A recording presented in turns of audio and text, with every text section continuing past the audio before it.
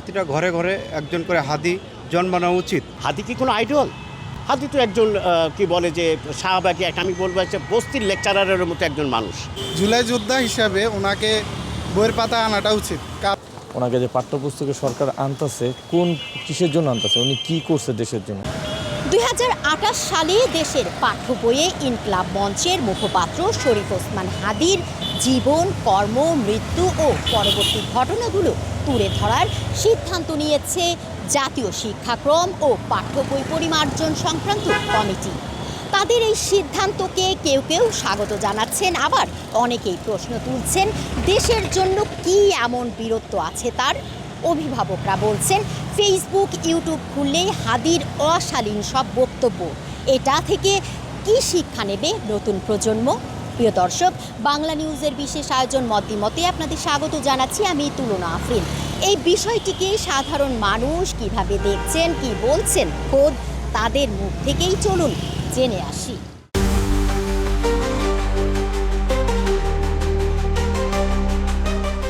নতুন বাংলাদেশের একজন নাগরিক হিসাবে আমার কাছে মনে হচ্ছে যে জুলাই যোদ্ধা হিসাবে ওনাকে বইয়ের পাতা আনাটা উচিত। কারণ হচ্ছে যে আমাদের নতুন প্রজন্ম জুলাই সম্পর্কে বিস্তারিত জানতে পারবে, কারণ ওসমান হাদি হচ্ছে অন্যতম একজন যোদ্ধা আমাদের জন্য।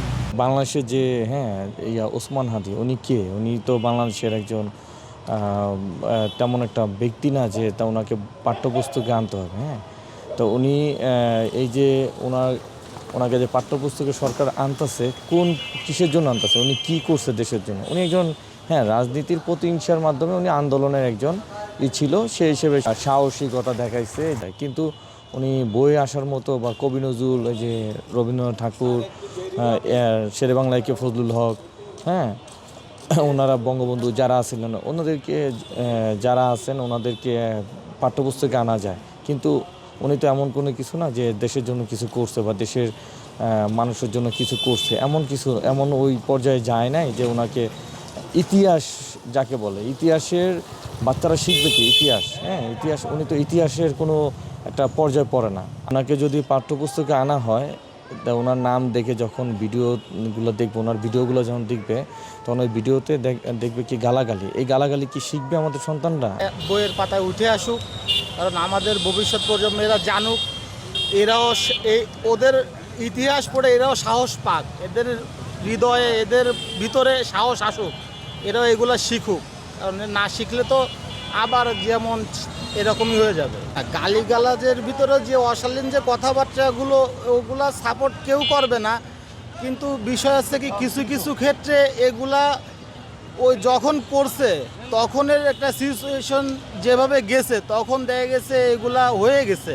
হাদি নামে একজন ব্যক্তিকে আমাদের শিক্ষা ব্যবস্থায় কোমলমতি শিশুদের জন্য পাঠ্যপুস্তকে তাকে অন্তর্ভুক্তকরণে, এটা আসলে কিভাবে সরকার এই সিদ্ধান্তটা নিল, এটা আমি একজন সাধারণ দেশের নাগরিক হিসাবে মনে করি যে আমার সন্তানেরা এই হাদির জীবন এবং জীবনী সম্পর্কে তারা যখন তাদের পাঠ্যপুস্তকে জানতে চাইবে, তখন স্বাভাবিকভাবেই কিন্তু একটা লজ্জা এবং অপমানজনক একটা বিষয়টা আসবে। সেটা হলো যে হাদির তার জুলাইয়ে সে যে সাহসিকতা, আমি একজন সাহসী তরুণ হিসাবে তাকে অবশ্যই সমর্থন করব।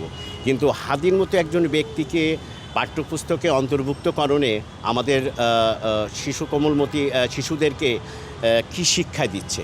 কারণ আমরা ছোটোবেলায় যে আদর্শে, যেখানে রবীন্দ্রনাথ, নজরুল, ঈশ্বরচন্দ্র বিদ্যাসাগর বা আরও যারা, তাদের সমকক্ষ হিসাবে হাদিকে অন্তর্ভুক্ত করে শিশুদেরকে যে আমরা যে শিক্ষা দিচ্ছি, আমাদের শিক্ষা ব্যবস্থাকে ধ্বংস করার একটা পায়তারা চলছে।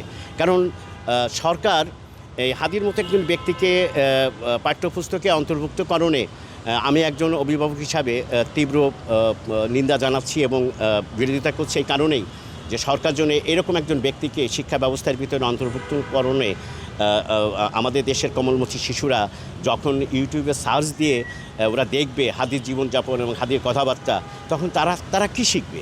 কারণ তারা কি সে গালি শিখবে? তার সেই বিখ্যাত গালি, যা আজকাল সমস্ত মানুষই কিন্তু এই বিখ্যাত গালিটুকু সম্পর্কে কিন্তু এখন ওয়াকিবহাল। এই শাওয়া মাওয়া, এই এটি কোনো কথা? এরকম একজন ব্যক্তিকে আমাদের দেশের শিক্ষা ব্যবস্থার মধ্যে ঢুকিয়ে সরকার আসলে কি করতে চাচ্ছে? এটা তো দেশ ষড়যন্ত্রকারী, দেশ ধ্বংসকারী। এদেরকে কেন পাঠ্যপুস্তকে অন্তর্ভুক্তকরণ করা হবে? কারণ আমাদের দেশে এই সমস্ত ব্যক্তি তাদেরকে দেওয়া উচিত যারা আইডল। হাদি কি কোনো আইডল? হাদি তো একজন কি বলে যে শাহবাগী আমি বলবো একটা বস্তির লেকচারারের মতো একজন মানুষ। তাকে কেন জাতীয় পর্যায়ে এরকম একজন মানুষকে পাঠ্যপুস্তকে অন্তর্ভুক্ত করবে এই দেশের একজন মানুষ হিসাবে আমি কখনোই তা গ্রহণ করব না। আমাদের একজন হাদি ছিল, হ্যাঁ, হাদির মতো প্রতিবাদ আমাদের করা শেখা উচিত। হ্যাঁ, প্রতিটা ঘরে ঘরে একজন করে হাদি জন্মানো উচিত, কারণ ওনার যে সাহসী কণ্ঠ অন্যায়ের প্রতিবাদ করা, ভবিষ্যৎ প্রজন্ম ওরাও জানুক যে অন্যায়ের প্রতিবাদ কিভাবে করতে হয়।